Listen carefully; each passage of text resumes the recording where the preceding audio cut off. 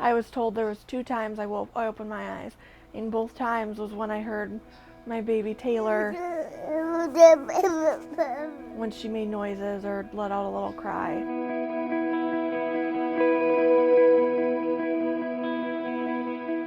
I think she brings me more joy than I could ever imagine. She's my world. My family is my world.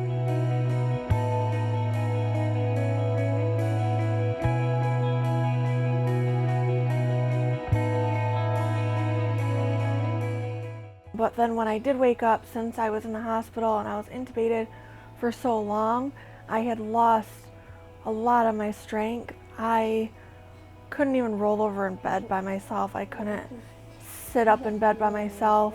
So I ended up going to Mary Free Bed at Covenant.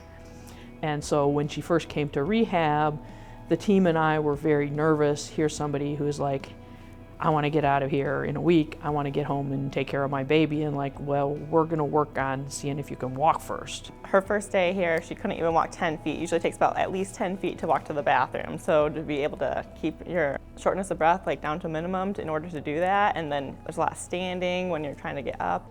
But within days, Mary Free Bed had me walking 45 feet, which just seemed at the time unfathomable. And during my stay, they had really helped me in many different ways regain my strength and also my way of living. One of the sessions, I kind of sat with her and just asked, what do you want to work on in therapy? What's a main focus? What's important to you?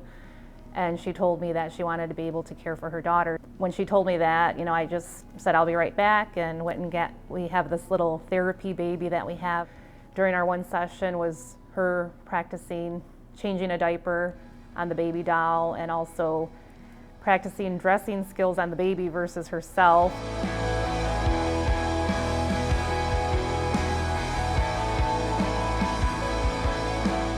It was an overwhelming feeling of love and happiness. I just remember crying, holding Taylor in my arms. It was amazing to see her daughter light up when she saw her mom for the first time in a couple months. And obviously Rachel, seeing her face and the happiness in her face was awesome.